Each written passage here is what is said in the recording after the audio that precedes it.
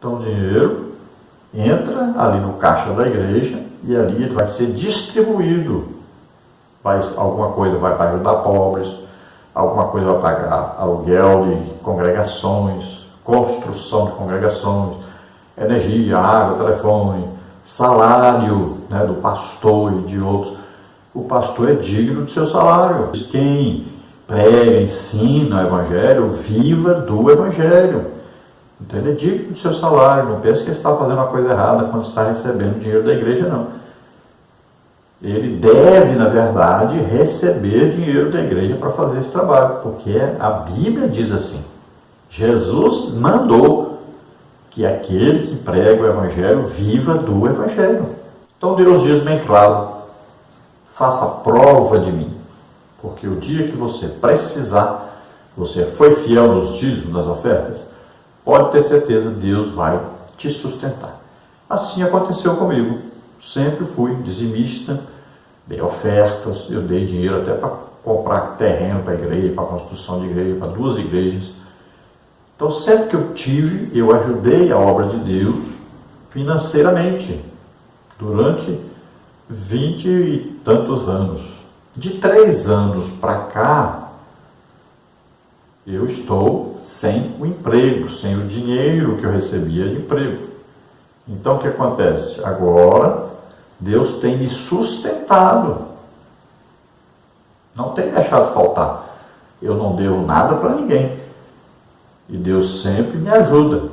Como é que Ele faz? Ele manda dinheiro do céu? Não. Ele toca no coração de pessoas que me ajudam. Nunca sobra nada. Mas também não falta. Sempre.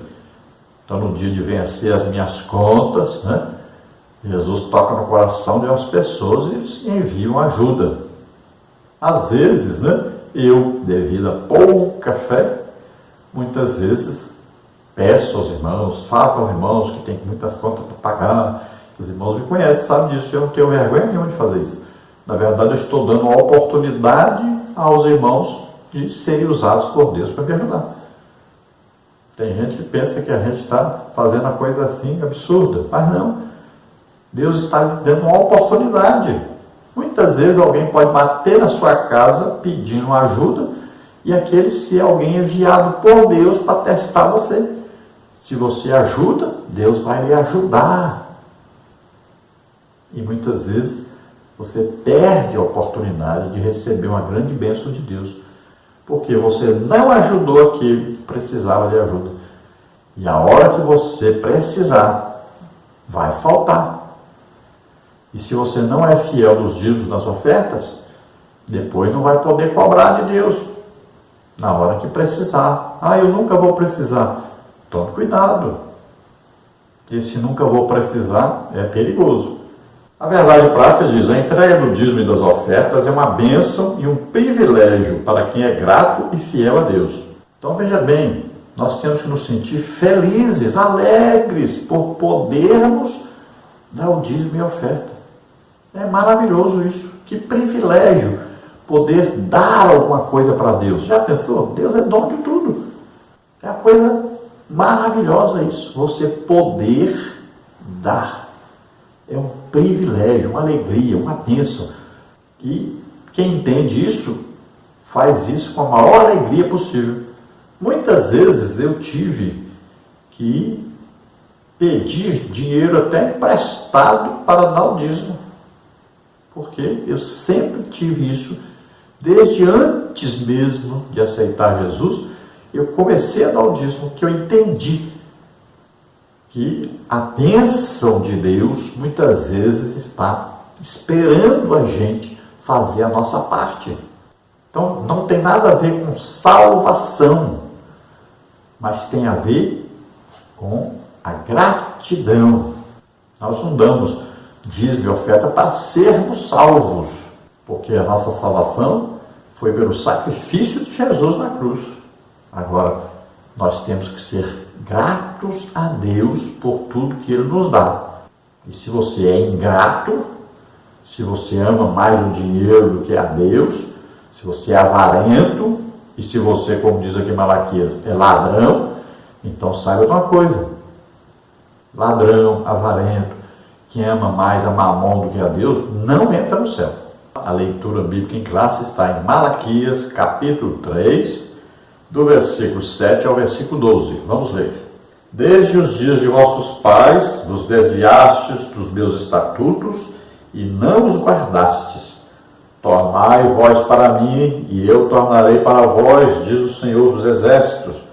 Mas vós dizeis, em que havemos de tornar? Roubará o homem a Deus? Todavia vós me roubais e dizeis, em que te roubamos? Nos dízimos e nas ofertas alçadas. Com maldição sois amaldiçoados, porque me roubais a mim, vós toda a nação. Trazei todos os dízimos à casa do tesouro, para que haja mantimento em minha casa, e depois fazei prova de mim, diz o Senhor dos Exércitos.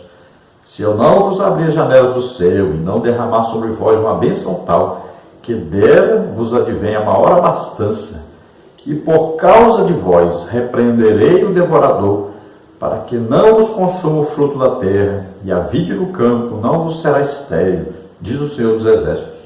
E todas as nações vos chamarão bem-aventurados, porque vós sereis uma terra deleitosa, diz o Senhor dos Exércitos. Então, para bom entendedor, não precisava de mais nada, né? Tem gente que diz, o dízimo é da lei.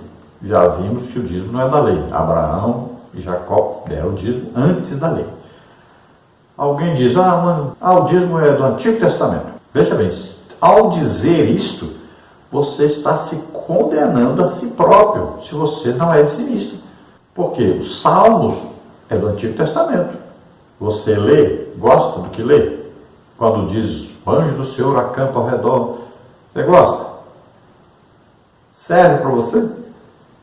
É do Antigo Testamento. Então, se você despreza alguma coisa porque é do Antigo Testamento, então despreze tudo. Tire da sua Bíblia todo o Antigo Testamento. Tira aí até Gênesis capítulo 1, aí, falando que Deus criou os céus e a terra, que Deus criou o homem e a mulher. Tira tudo, joga fora. Porque é Antigo Testamento. Se o Antigo Testamento não serve para você, para a sua vida, então jogue fora, tire da sua Bíblia. Então não existe essa desculpa. E agora nós vamos estudar detalhadamente, né, sobre o dízimo e oferta. E aí você vai ver o restante. Né? Você vai ver que no Novo Testamento fala sobre dízimo e oferta. Né? Você vai ver que Jesus nunca mandou parar de dar o dízimo e oferta, nem Pedro, nem Paulo, nenhum dos apóstolos. Ninguém nunca chegou e disse, a partir de agora não precisa dar dízimo mais não, não precisa dar oferta mais não. Onde é que você achou isso na Bíblia, no Novo Testamento? Não existe isso. Então vamos continuar isso aí. Nesta lição, então, nós vamos ver os seguintes tópicos e subtópicos. No tópico número 1, nós vamos ver as fontes de recursos da igreja local. Subtópico 1, dízimos e ofertas. Subtópico 2, o cuidado com os recursos externos. Subtópico 3, outras fontes de recursos. No tópico 2, nós vamos ver a base bíblica para os dízimos e as ofertas. No subtópico 1, os dízimos no Antigo Testamento.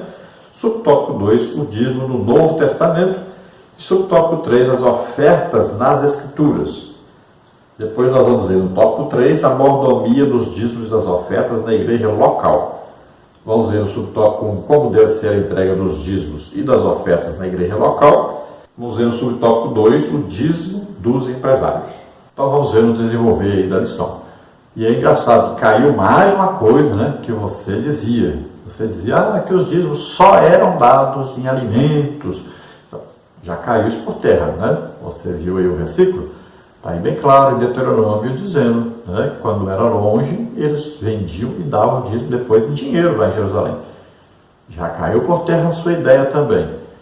Então, devagarinho você vai vendo que tudo isso que você aprendeu aí, contrário ao dízimo, né, que hoje na internet tem uma turminha aí, né, movida por Satanás, inspirada por Satanás, querendo destruir a igreja e a obra que a igreja faz.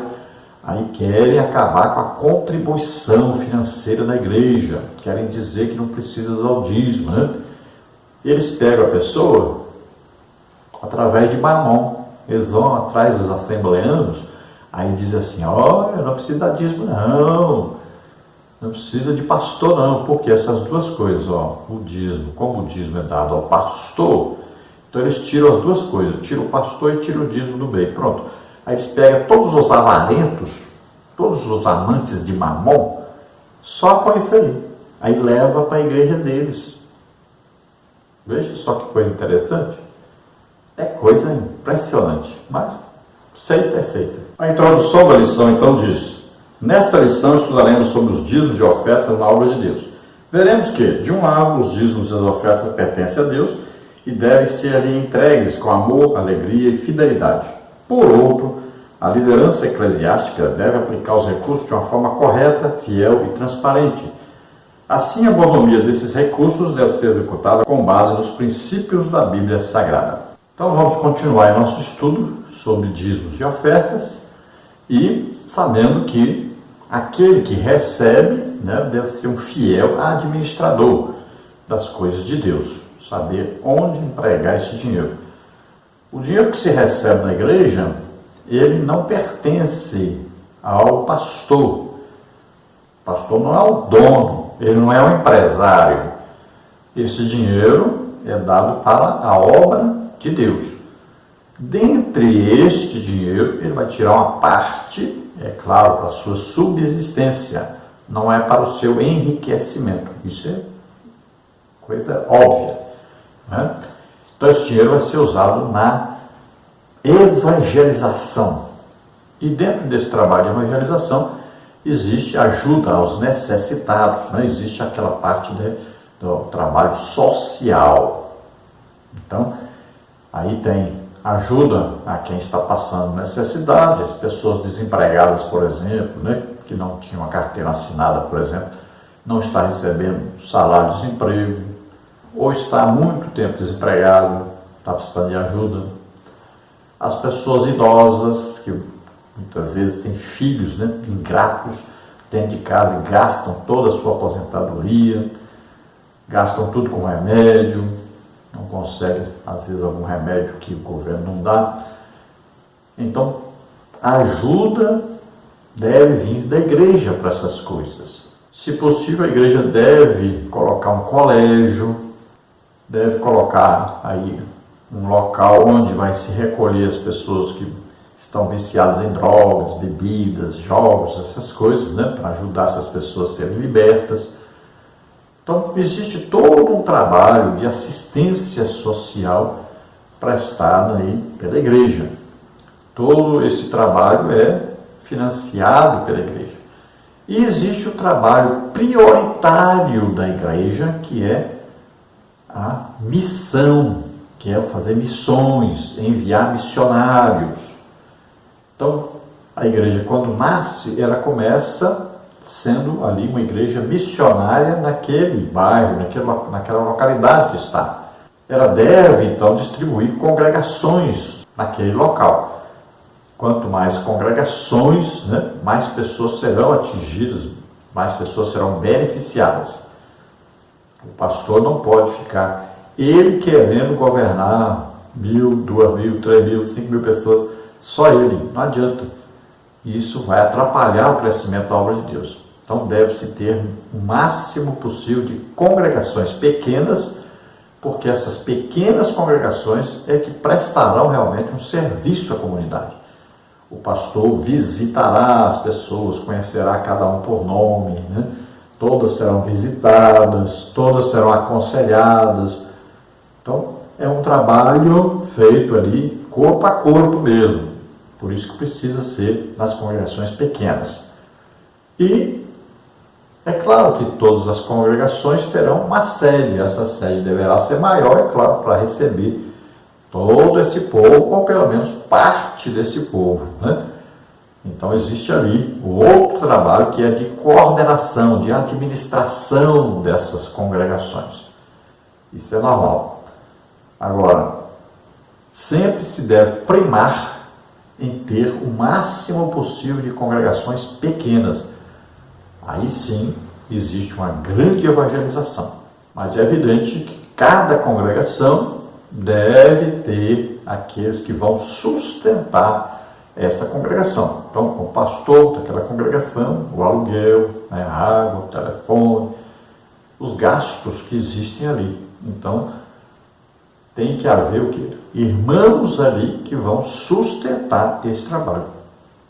Você não pode ficar sobrecarregando a sede, que tem o trabalho de administração geral e que é onde que se envia, então, os missionários, né? Onde se faz um trabalho geral de ajuda a todos. Por isso que o dinheiro das congregações vão para a sede e lá que vai ser distribuído de maneira a abastecer as necessidades de cada uma das congregações. Tem congregação que se sustenta tranquilamente, sobra, mas tem congregação que não consegue sustentar a si própria, né? Não ali arrecada dinheiro com os dízimos e ofertas suficientes para as suas despesas. Então, muita gente pensa que toda congregação tem dinheiro sobrando, mas não é assim. E sempre as que começam, né, começam sempre tirando, sempre gastando e não arrecadando.